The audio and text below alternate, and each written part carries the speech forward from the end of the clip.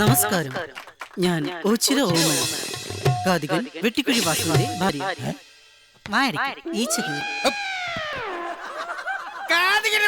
വാസുവിന്റെ കള്ളുഷാപ്പില, അല്ല ആശുപത്രിയില. തല കറങ്ങി വീണു. 2 ദിവസം റെസ്റ്റ്. കഥ അവതരിപ്പിക്കുന്ന പേടിക്കണ്ട, ഞാൻ കഥ പറയാം. കഥ പൂർത്തിയാക്കിട്ടേ ഇവിടുന്ന് പോവൂന്ന് നീ എനിക്ക് എഴുതി ഒപ്പിട്ട് തന്നിട്ട് മതി കഥാപ്രസംഗം. അതൊക്കെ ആവശ്യമുണ്ട്. നീ കഥ പറയടി. കലാസ്നേഹികളെ, അമ്മമാരെ, അച്ഛന്മാരെ, യുവാക്കളെങ്കിലും നീ ഒന്ന് വിട്ടുപിടിക്കണേ. എന്റെ കഥയുടെ പേര് വാസവദത്ത. നിനക്ക് പറ്റിയ പേര് നോക്കി പേടിപ്പിക്കണ്ട. ഈ കാര്യത്തിൽ എനിക്ക് ഒരു കോംപ്രമൈസും ഇല്ല.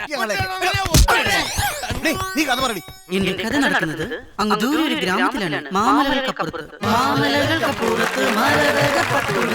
മലയാളമെന്നൊരു നാടുണ്ട്, കൊച്ചു മലയാളമെന്നൊരു നാടുണ്ട്. അവിടെ ആനകളില്ലാതെ അമ്പാരിയില്ലാതെ ആറാട്ടു നടക്കാറുണ്ടാവേ. നീയല്ല ഉരുപ്പടി. ആറാട്ടം നടത്തും, എന്റെ അപ്പുറം ഉള്ളത് നടത്തും.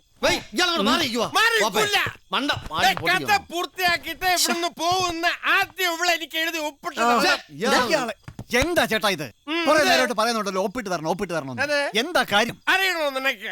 ഇവളെ കുടിച്ച വെള്ളത്തിൽ വിശ്വസിക്കാൻ കൊള്ളൂല. അതെന്താ? 7 വർഷം മുമ്പ് ഇതേ വേദിയിൽ കഥാപ്രസംഗം അവതരിപ്പിക്കാൻ വന്ന വെട്ടിക്കുഴി വാസുവിന്റെ കൂടെ ഒളിച്ചോടിപ്പോയ എന്റെ ഭാര്യയാണ്. അടുത്തതായി കുമാരി വൃന്ദയും സംഘം അവതരിപ്പിക്കുന്ന സിനിമാറ്റിക് ഡാൻസ്. സ്റ്റേജൊക്കെ പൊളിച്ചിടും. നന്നായിട്ട് ചെയ്യണം. ടച്ച് വിട്ടതിന്റെ ഒരു ടെൻഷൻ ഉണ്ടായിരുന്നു. എന്തായാലും സംഗതി ഏറ്റു ഇല്ലേ? എന്നാലും 1-2 സ്ഥലത്ത് നീ ഡയലോഗ് തപ്പി. എങ്ങനെ തപ്പാതിരിക്കും?